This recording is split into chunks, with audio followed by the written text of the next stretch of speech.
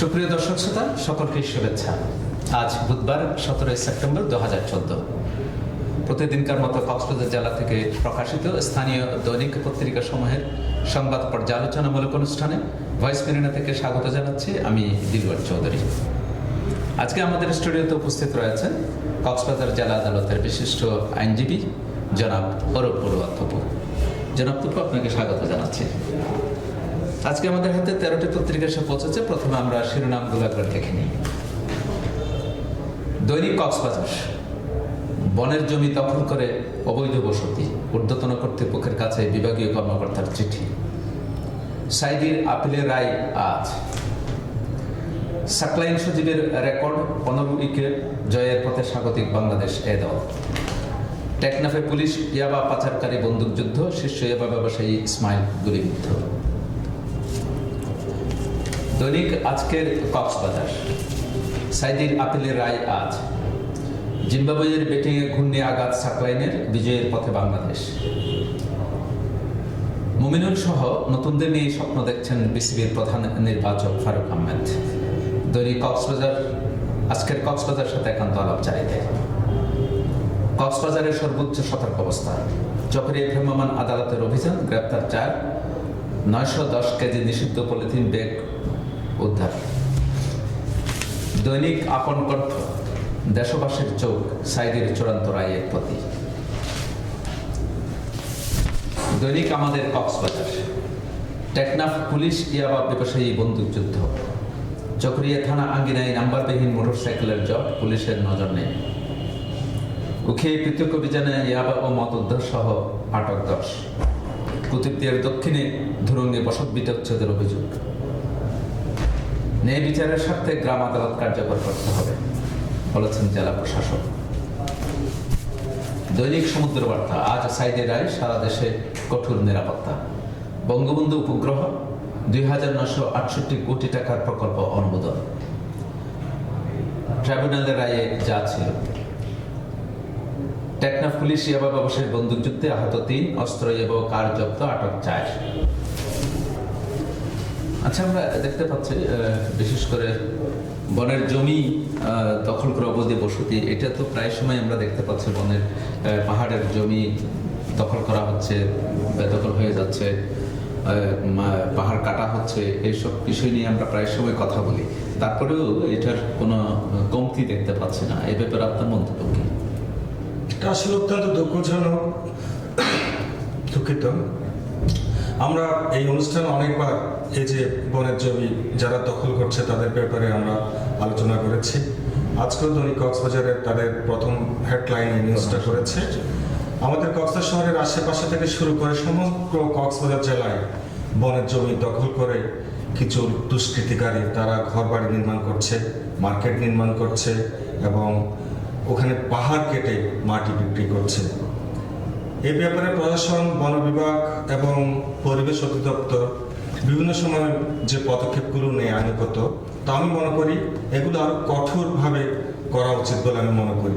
না হলে এত ব্যবস্থা নেওয়ার পরও এই যারা বনদস্যুরা এইভাবে যে পাহাড় নির্বিঘ্নে নষ্ট করছে সে ব্যাপারে তাদের কোনো নেই, ছাড় দেওয়া উচিত না, তাদের ছাড় দেওয়া উচিত, জিরো টলারেন্সে যাওয়া উচিত। কারণ এটা শুধুমাত্র একদিক দিয়ে বনভূমি নষ্ট হচ্ছে তা নয়, একেবারে আমাদের পরিবেশ বিপন্ন হয়ে পড়ছে এই বিষয়গুলো। আচ্ছা, এখানে আরেকটা বিষয় আমরা জানি, আমাদের অঞ্চলে বিশেষ করে ইয়াবা ব্যবসায়ীদের সাথে পুলিশের প্রায় সময় বন্দুকযুদ্ধ হচ্ছে দেখা যাচ্ছে। তো এই বিষয়ে মধ্যখানে ইয়াবা চোরাকারীদের খুব প্রতাপ বেড়ে গিয়েছিল। তো কিছুটা আইনশৃঙ্খলা বাহিনী এখন কঠোর অবস্থান আছে বলে মনে হচ্ছে, প্রায় সময় যুদ্ধও লেগে যাচ্ছে রীতিমতো। এই ব্যাপারটাকে আপনি কিভাবে দেখছেন? আসলে আমাদের কক্সবাজার জেলায় এই বনভূমি দখল, তারপর ইয়াবা, এই দুটো সংক্রামক রোগ আকারে আমাদের এখানে প্রকাশিত হয়েছে। আমাদের আইনশৃঙ্খলা বাহিনী কঠোর অবস্থান নেওয়ার পরও এই যে ইয়াবা ব্যবসা বিন্দু মাত্র কমাচ্ছে না। ইতিমধ্যে আমাদের যারা স্বরাষ্ট্র মন্ত্রণালয় থেকে যাদেরকে তালিকাভুক্ত করা হয়েছে, তো আমি আজকে আরেকটা পেপারে পড়েছি, সেই তালিকাভুক্ত ইয়াবা ব্যবসায়ীরা, দুষ্কৃতিকারীরা প্রকাশ্যে চলাফেরা করছে। ফলে যারা এই ব্যবসার সাথে জড়িত আছে তারা এই ব্যবসার কার্যক্রম চালিয়ে যাওয়ার জন্য উৎসাহিত হচ্ছে। তো এই ব্যাপারে আরো কঠোর এবং যারা স্বরাষ্ট্র মন্ত্রণালয়ের তালিকাভুক্ত ইয়াবা ব্যবসায়ী আছে তাদের দ্রুত গ্রেপ্তার করে আইনের আওতায় আনতে হবে।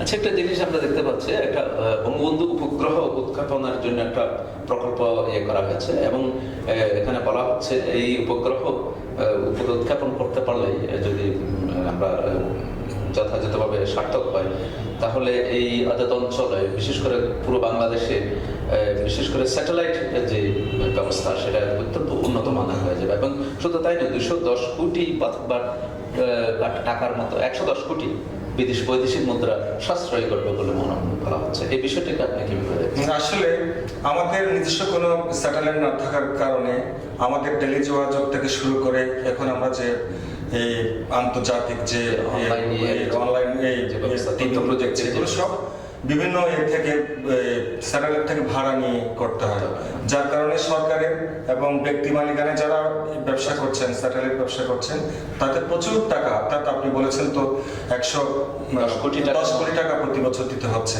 তো এই বঙ্গবন্ধু স্যাটেলাইট এটা যদি স্থাপিত হয় তাহলে এর মাধ্যমে আমরা আমাদের ব্যবসায়ী সরকার সবাই উপকৃত হবে এটা এবং আমাদের অনেক টাকা বিস্তার লাভ করবে, সাথে সাথে অনেক টাকা সাশ্রয়ী বৈদেশিক মুদ্রা। দৈনিক বাকখালী নদীর 2 তীরের সকল অবৈধ স্থাপন উচ্ছেদে আদালতের নির্দেশ। দেলোয়ার হোসেন সাইদের আপিলের রায় আজ। বঙ্গোপসাগরে 2টি ফিশিং বোট ডুবি এক জেলার লাশ উদ্ধার, নিখোঁজ 2। টেকনাফে বন্দুকযুদ্ধে শীর্ষ ইয়াবা ব্যবসায়ী সহ আটক 4। দৈনিক ইনানি সাইদির রায় আজ। উত্তরণ আবাসন প্রকল্প পাহাড় কাটায় জড়িতদের বিরুদ্ধে ব্যবস্থা গ্রহণে হাইকোর্টের নির্দেশ। পুলিশের সাথে ইয়াবা ব্যবসায়ীদের বন্দুকযুদ্ধ। দৈনিক হিমছড়ি মৌলানা সাইদির মামলায় চূড়ান্ত রায় আজ।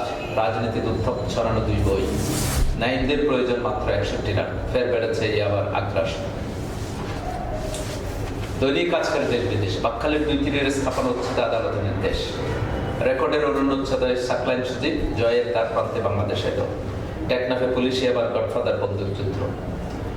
5 মিনিটে আয়কর সনদ ছাড়াও নানা সুবিধা মেলা প্রাঙ্গণে 4 দিনের আয়কর মেলা শুরু। জেলা গ্রাম আদালত ব্যবস্থাপনা কমিটির সবাই জেলা প্রশাসক সকল ইউনিয়নের গ্রাম আদালত কার্যকর করতে হবে। আচ্ছা, আমরা বাকখালীর 2 তীরের স্থাপন আমরা কিছুক্ষণ আগেও পাহাড় কাটার বিষয় নিয়ে আলোচনা করছিলাম। আজকে 2টি পত্রিকার প্রধান শিরোনাম করেছে আমাদের বাকখালী নদীর তীরের 2 তীরের স্থাপন হচ্ছে, আদালতের নির্দেশ এসেছে। এই বিষয়টাকে আপনি কিভাবে দেখছেন? আদালতের নির্দেশ আসছে, বারবার বলা হচ্ছে, তারপরে আমাদের বাকখালীটাকে আমরা দখলমুক্ত করতে পারি। এটার সাথে কিন্তু দেলোয়ারের 2টো নিউজ, একটা হলো বেলা থেকে করা হয়েছে বাকখালী নদীর তীরে যে দুপাশের যে আছে স্থাপনা উচ্ছেদ করার জন্য মহামান্য হাইকোর্ট গতকালকে নির্দেশ দিয়েছেন। পাশাপাশি আরেকটি রিট পিটিশনে আমাদের কক্সবাজারের বহুল আলোচিত উত্তরণ যে গৃহায়ণ যে সমিতি আছে তারা যে প্রকাশ্যে দিবালোকে পাহাড় কাটছে, সেই পাহাড় না কাটার জন্য এবং এর সাথে যারা সংশ্লিষ্ট তাদের বিরুদ্ধে ব্যবস্থা নেওয়ার জন্য সুনির্দিষ্টভাবে নির্দেশনা দিয়েছেন। এই যে বাকখালীতে একই অবস্থা, আমরা কিছুদিন আগেও আলাপ করেছি, আমাদের বাকখালীর 2 পাড়ে ভূমিদস্যুরা দখল করে এই আমাদের কক্সবাজারের গর্ব বাকখালীকে অত্যন্ত সংকীর্ণ করে ফেলেছেন। পাশাপাশি কক্সবাজার শহরের সমস্ত বর্জ্য ওখানে নিক্ষেপ করা হচ্ছে। তো আমরা সাধুবাদ জানাই মহামান্য হাইকোর্টের আদেশকে। এই ব্যাপারে আমাদের স্থানীয় প্রশাসন যদি যথাযথ ব্যবস্থা গ্রহণ করে তাহলে আমাদের বাকখালী দখলমুক্ত হবে। পাশাপাশি উত্তরণ গৃহায়ণ সমিতির পাশে আমাদের যে বিশাল পাহাড় আছে, টিলা শ্রেণী আছে, এগুলো ভূমিদস্যুদের হাত থেকে রক্ষা পাবে, সেটাই আমাদের কামনা। আচ্ছা, আমরা পাশাপাশি আরেকটা জিনিস আনন্দের একটা বিষয় দেখতে পাচ্ছি, জয়ের তার প্রান্তে বাংলাদেশ দল। আপনি জানেন আমাদের কক্সবাজার আন্তর্জাতিক কামাল স্টেডিয়ামে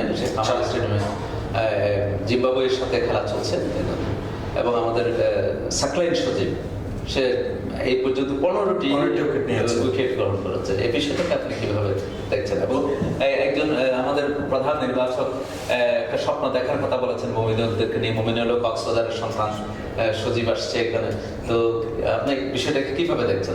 জিম্বাবুয়ের 4 দিনের যে টেস্ট ক্রিকেটটা হলো, এখানে সাকলাইনের যে অভাবনীয় যে সাফল্য, 15টা ক্রিকেট সে 15টা উইকেট সে অর্জন করেছে এবং জাতীয় দলে খেলার জন্য তার এটা অত্যন্ত একটা মাইল ফলক হয়ে দাঁড়ালো। আমরা আশা করি আগামী ইয়েতে জাতীয় দলে যে থাকবে, খেলা থাকবে, আমরা সাকলিনকে অবশ্যই পাবো। এবং আমাদের মুমিনদের মতো যে নবীনদের নিয়ে জাতীয় দল গড়ার জন্য যে প্রচেষ্টা চলছে, তো আমরা আশা করি নবীনরা যদি জাতীয় দলে যদি স্থান পায় তাহলে আমাদের খেলার আরো অনেক উন্নতি হবে বলে আমি আশা করি। আচ্ছা, এখানে একটা জিনিস, অনেক পুরনো জিনিস, গ্রাম আদালত, ইউনিয়ন পর্যায়ে যে গ্রাম আদালত, একসময় গ্রাম আদালতের যে বিষয়টা ছিল অনেক আগে, বিশেষ করে আপনি হয়তো জানেন সে সময় পঞ্চায়েত বলে একটা জিনিস ছিল, ভারতব্যাপী পুরো একটা বিষয় ছিল। পঞ্চায়েতের যে কোনো সিদ্ধান্ত একটা আদালতের সিদ্ধান্তের মতো বিষয় ছিল এবং জনগণ সেটা মান্যও করত। কিন্তু আমাদের দেশের দরিদ্র জনগোষ্ঠী গ্রামীণ যে আদালত, যে সালিসি ব্যবস্থা, সে ঐতিহ্যবাহী সেই আগেকার আমল থেকে শুরু করে স্থানীয় গণ্যমান্য ব্যক্তিদেরকে নিয়ে যে সালিসি ব্যবস্থা, এটা অনেক ছোটখাটো বিরোধ কিন্তু মীমাংসিত হয়ে যায়, কিন্তু সেটা ইদানিং উঠে যাচ্ছে। তো এই ব্যাপার অবশ্য জেলা প্রশাসক একটা সম্মেলনের কথা বলেছেন, গ্রাম আদালতের কথা বলেছেন, এই বিষয়টাকে আপনি কিভাবে দেখছেন?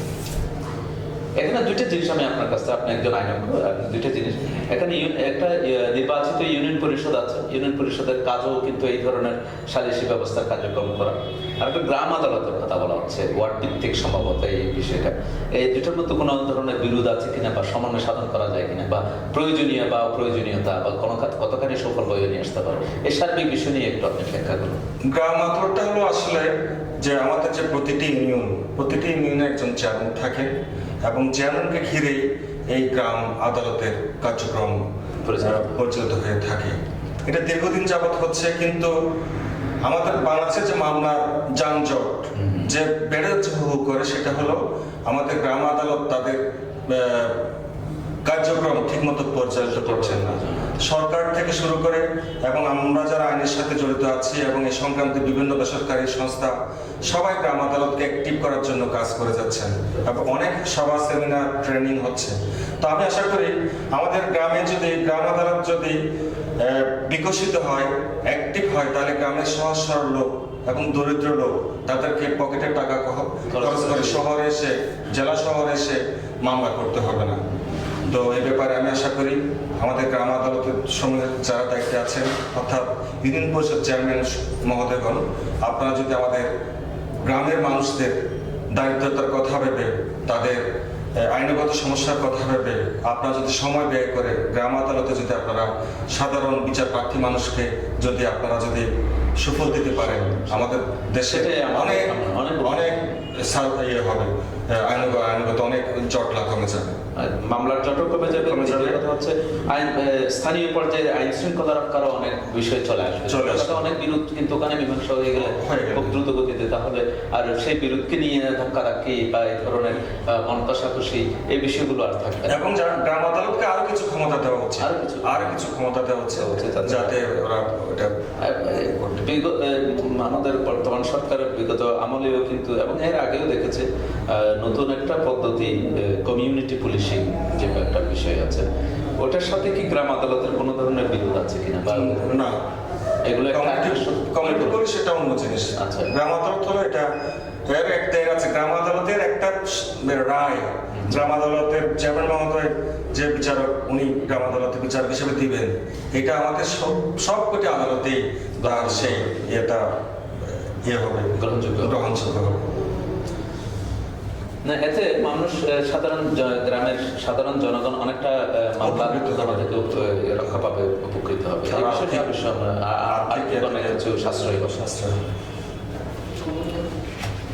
দৈনিক সমুদ্র কণ্ঠ, সাইদির চূড়ান্ত রায় আজ। সাইদির চূড়ান্ত রায়, ফাঁসি বহাল থাকলে সর্বোচ্চ প্রতিক্রিয়া দেখাবে জানা।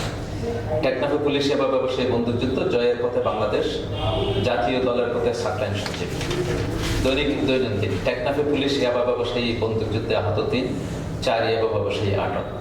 উপকূলের 7 পয়েন্টে মানব পাচার। আজ ত্রিবার্ষিক সম্মেলন, উখিয়ার ছাত্রলীগ 2 গ্রুপে উত্তেজনা। দৈনিক রূপসী গ্রাম, সাইদির আপিলের রায় আজ। 2013-14 করবর্ষে জেলায় লক্ষ্যমাত্রার বেশি কর অর্জিত হয়েছে। গুলিবিদ্ধ ইয়াবা ব্যবসায়ী সহ আহত 5। দৈনিক সৈকত, সাইদির আপিলের রায় আজ। সাইদির ফাঁসি বহাল থাকলে সর্বোচ্চ প্রতিক্রিয়া দেখাবে জামায়াত, পাহাড় কাটায় জড়িতদের বিরুদ্ধে আইনগত ব্যবস্থা গ্রহণ হাইকোর্টের নির্দেশ।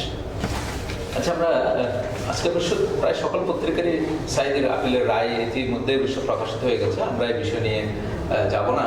আমরা যে বিষয়টাকে এখানে গুরুত্ব দিতে চাচ্ছি, 2013-14 পরামর্শে আমাদের জেলার লক্ষ্যমাত্রা কিন্তু বেশ অর্জিত হয়েছে। 35 কোটি টাকা জায়গায় 40 কোটি টাকা কর অর্জিত হয়েছে। এটা আমাদের জন্য, আপনি কি মনে করেন? এটা অত্যন্ত একটা পজিটিভ সাইন যে আমাদের এই অঞ্চলের যারা ব্যবসায়ী আছেন বা সরকারি চাকরি আছেন বা বেসরকারি চাকরি করছেন, যাদের কর দেওয়ার সামর্থ্য আছে ওনারা কর দিচ্ছেন। ইতিমধ্যে আমাদের এখানে কক্সবাজারে কর মেলা শুরু হয়েছে। এখানে একজন যদি কেউ তার কর দেওয়ার টিএন সার্টিফিকেট করতে চায়, করদাতা হতে চায়, তাকে 5 থেকে 7 মিনিটের মধ্যেই তাকে সনদ দেওয়া হচ্ছে। এটা অত্যন্ত চমৎকার একটা বিষয়। এতে আমাদের মানুষ তো এই অঞ্চলের ব্যবসায়ী তো বটেই, এটা সকলের জন্য এক সময় এই করের বিষয়টা মানুষের জন্য একটা ভীতিজনক ব্যাপার ছিল। এখন যে আস্তে আস্তে মানুষের মধ্যে ভীতি কেটে যাচ্ছে, এটা যে একটা দায়িত্ববোধের এটা একটা গর্বের বিষয়। আমি কর দিচ্ছি, আমি ট্যাক্স দিচ্ছি, আমি ট্যাক্স, এটা একটা অনেক মানে আমার অর্থ দিয়ে দেশ পরিচালিত হচ্ছে, এটা তো নিজেদের জন্য একটা গর্বের বিষয়। এই বুঝটা মানুষের মধ্যে যে জাগ্রত হচ্ছে, এটা বিষয় আনন্দের বিষয়, এটা বিষয় আমাদের জন্য ইতিবাচক একটা ব্যাপার। তো ধন্যবাদ জনাব অরুপুর অতপু, এতক্ষণ আপনি আমাদেরকে সময় দেওয়ার জন্য ধন্যবাদ। সুপ্রিয় দর্শক শ্রোতা, এতক্ষণ আপনারা সংবাদ পর্যালোচনামূলক অনুষ্ঠান দেখলেন। এই অনুষ্ঠান দেখার জন্য এবং ভয়েস মেরিনার যে কোনো অনুষ্ঠান দেখার জন্য ভিজিট করুন www.voicemariner.com। আপনাদের সাথে আবার দেখা হবে আগামীকাল একই সময়ে নতুন কোনো সংবাদ নিয়ে। সে পর্যন্ত ভালো থাকুন, নিরাপদে থাকুন। সকলকে ধন্যবাদ।